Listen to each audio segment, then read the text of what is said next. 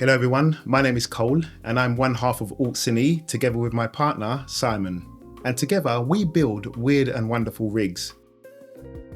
So today we're going to talk about something I've spoken about before, which is the B4 lens, my Fujinon HD lens. And I've done two videos on this, one showing it on a professional shoot and one normal YouTube video just having a bit of fun.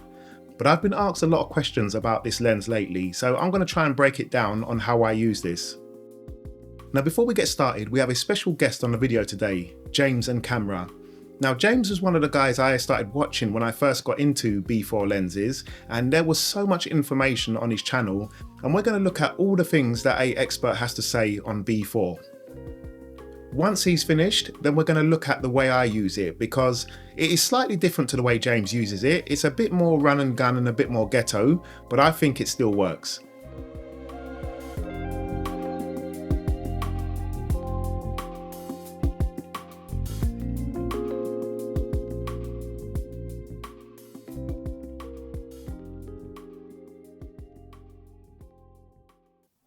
The best B4 lens to search for are the ones with the 2/3 inch sensor and the 2x extender. But when you start searching, you're going to find that the prices can be extremely high.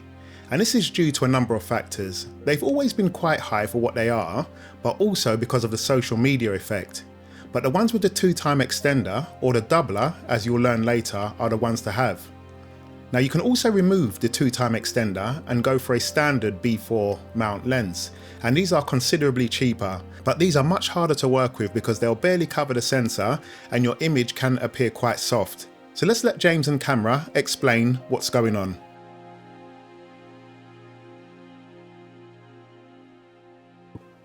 Hey Cole, thanks for having me on a video. For those that don't know, I'm James. I run a YouTube channel called James and Camera, where I focus on broadcast lenses and particularly adapting them to single chip cameras like my FS7 there in the background. So Cole's asked me to do a little bit of a quick start guide on adapting and using B4 lenses so that people can get a good understanding of how they get into using B4 lenses. So without further ado, this is a Canon J21 by 7.8 lens. This is a really nice SD, so standard definition, 2/3 inch B4 lens, and it's broadcast grade. If you'd like to know more about reading the model codes of B4 broadcast lenses, I've got a full video on my channel which goes in depth on all those things for the major brands. So why choose a broadcast lens over, say, a photography zoom? Well, broadcast lenses have a much longer zoom ratio for their size. So this is a 21 by zoom ratio. So that means the zoom ratio goes from a wide and then magnifies 21 times to get a very, very telephoto reach. So this is a 7.8 wide end lens. The full telephoto range is 164. But because B4 broadcast lenses are a much smaller image circle, you have to take into consideration a crop factor. Generally, about 3.6 times is the crop factor I've been using over the years, and that's sort of given me a great understanding of the reach of these lenses. So I'll throw some numbers up here on the screen, converting that 21 by 7.8 to its full frame equivalent zoom ratio. These lenses can also have a bump at the back here. This is what's called a doubler, or a 2x teleconverter, taking it from a 21 times zoom ratio to now a 42 times zoom ratio. These lenses also have a macro switch, which is a really useful ring at the back, which allows you to focus basically as close as the front element of the lens, which is important because these lenses are fully parfocal once the back focus is adjusted. These lenses also have a servo zoom, which is this rocker here, which is an electronic drive for the zoom. Also, because this is a broadcast grade of lens, you also get a very fast crash in and crash out zoom speed with this lens, as well as the really slow speeds if you want it. Most modern broadcast lenses like this also get their power and communicate data to a native B4 camera through this. This is a 12-pin high-rose cable.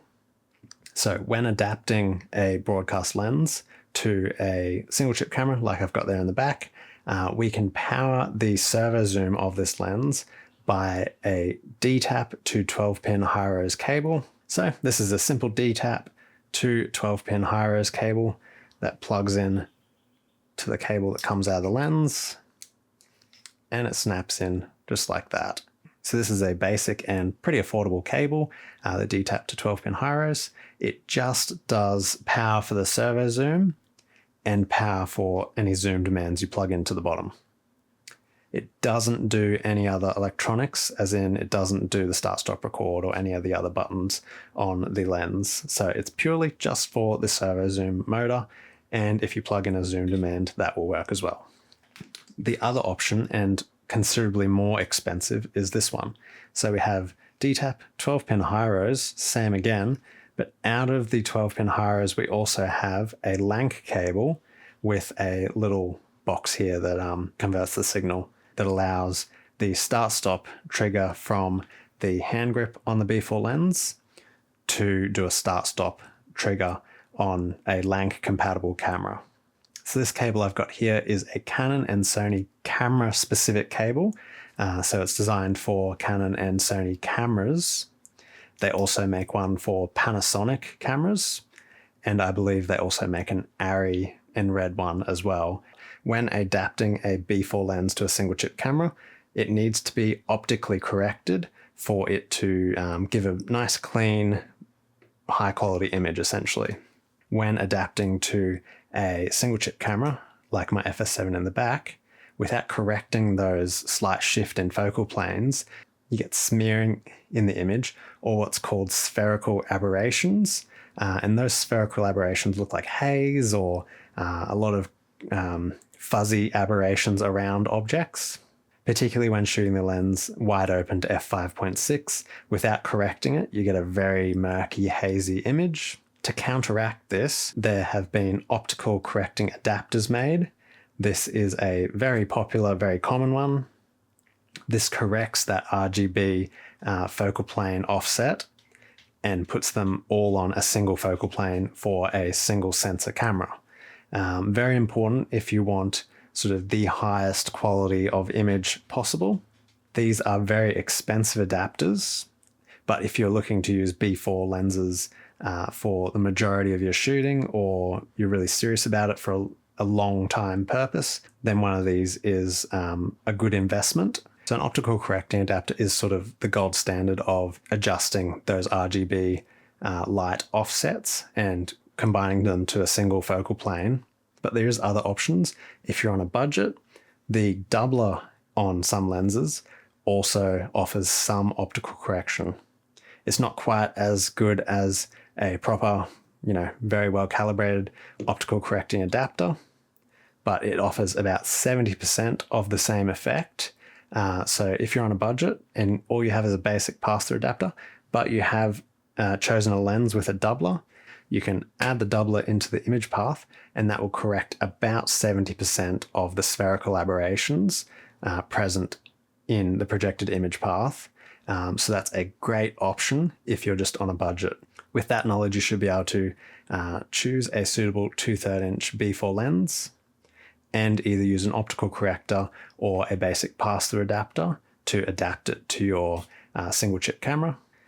Regardless of whether you're using an optical correcting adapter or just using the doubler for correction, it's important to know how to best utilize your setup. So that's a really quick start guide on using B4 broadcast lenses on single chip cameras. If you have any questions or would like to learn more about B4 lenses, I've got lots of videos over on my channel. Thanks for having me on your channel, Cole. It's great to be able to spread more information about B4 lenses to everybody. Peace.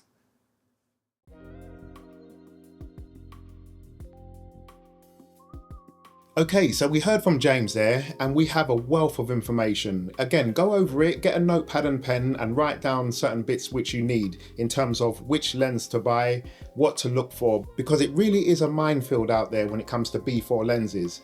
So my lens is a Fujinon HD lens, so it's one of the better ones. It's a HD one. And as James spoke about before, you can see I've got the doubler in mine. Now I'm going to show you how this doubler works exactly. Now the camera we're going to be using it on is the Sony FX30, and I used to have two of these before, but I recently bought it again. The adapter I'm using is one that James spoke about, which was a normal cheap pass-through adapter from AliExpress. There's no optics in this or anything. Now this was for Micro Four Thirds, but I have a adapter that goes onto E-mount on here as well. Now really I would just buy this in NEX for Sony mount, E-mount, but because I had this stuff already, I just thought I would use this. And this just goes straight onto my FX30. And then I would connect the lens straight on here. And there you have it. So putting the Fusion on the FX30, you can see that we have a huge vignette. It is absolutely insane. So now if I activate the doubler, you can see that it crops in optically. Now this has corrected a lot of problems that we had with the lens on an APS-C sensor. We can then use the clear image zoom on this rocker here to zoom in a bit on the Sony FX30. And because the Sony FX30 is a 6K downsampled sensor, we're still going to get good resolution without too much softness. And by using clear image zoom at 1.4 times, you can see that it's pretty much covered the whole of the lens. Now I've made a few changes to my lens because I wanted it a bit lighter. So one, I've removed the motor, the control motor, and I also take off this front ring here, which houses the lens hood. I don't need none of this stuff, so I took all of that off. So once I've taken that off, I then like to use a standard ND on mine. So this step up ring is an 82, and that just screws directly on the front here. Then that allows me just to put a normal ND filter on. Looking at the motor, you can see that the motor is just like a wireless follow focus. Any wireless follow focus, what you would have. All of the motors here are what engage the zoom here. That's all it is, and the aperture. Okay, so this then just screws right onto the top here. Just 3 screws, that's all it is to remove it. But I find this kind of big and bulky, so that's why I took it off. I prefer to run around handheld like this. Another change I made was taking off the high rose. So most people you're going to see, they have the 12-pin high rose connector. I've taken mine off and you can see it's got a DC. I've just wired a DC. Now there's so many cables in here because you have a lot of control, but Simon told me which 2 were to wire up to the DC, and that's allowed me to plug this straight into a V-mount battery and get power. So if I ever want to build out a big rig and I want to have the zoom motor on there, I will plug this one into the 8V and now I have power. This is a much simpler way for me to do it. Now I can put this back to high rose if I wanted to, because this lens here, this HD one, is actually quite expensive. So if I ever wanted to put this back to high rose and get the aperture control as well as the focus and stuff like that, I can do that no problem. One of the good things about making things yourself is that you can adapt and modify as you want.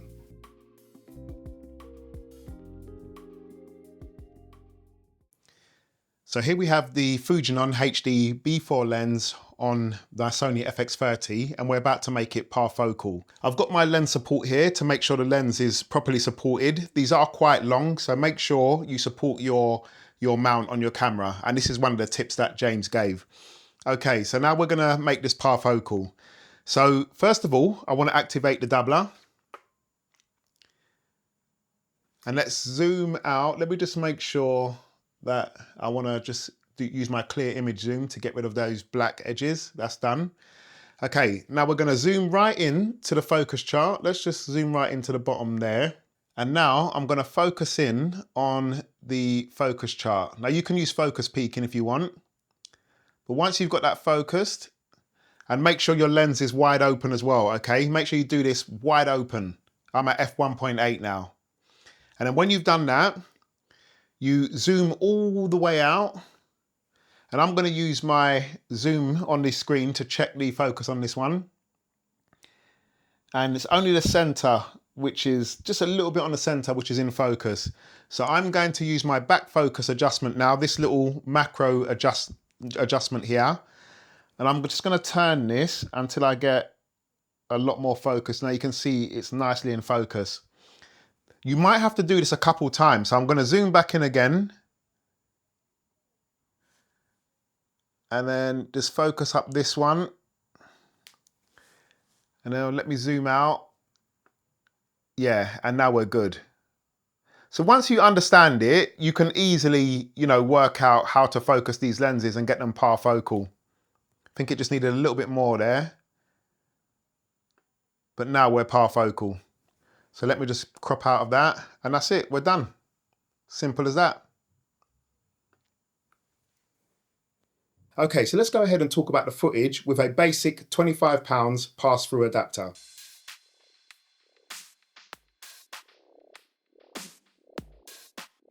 Now these lenses don't always have to appear soft. They can do if you're shooting wide open or you're shooting certain scenarios. They would kind of give you that vintage look, but still a decent sharpness to them.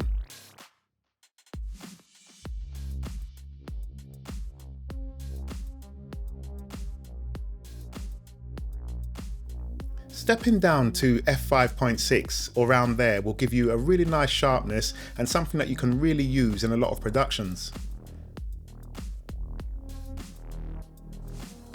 I usually shoot at f5.6 or sometimes f4, somewhere around there, and that's what I feel is the best. These lenses don't always have to look vintage, because if you shoot right and you're shooting the right scenario, with a little bit of colour grading you can also get a sharp look as well. Now I'm focused mainly on the side of this car here, the headlight and the side, and you can see that it's actually quite nice and crisp.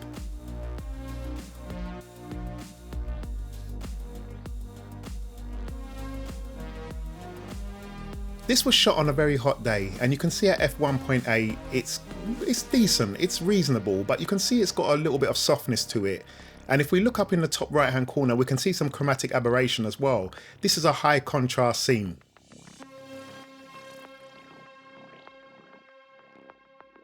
But then when we step down to f5.6, you can see that things clean up considerably. This is a much sharper and cleaner image, even with the heat waves that you can see from the hot sun. Here I've just used a chromatic aberration fix to get rid of some of that CA on the left and right of the steeple, and I think it looks good. Recently I was doing a class where I was teaching young people how to create social media, adverts, reels and all sorts of other content. And for this lesson we used the FX30 with the Fujinon lens. Again, for content creation, I think you can get really creative with it, and I don't think it has to look that vintage and that soft. But bear in mind, I do have the HD version with the doubler. If you have a normal standard definition version without a doubler, your results may vary.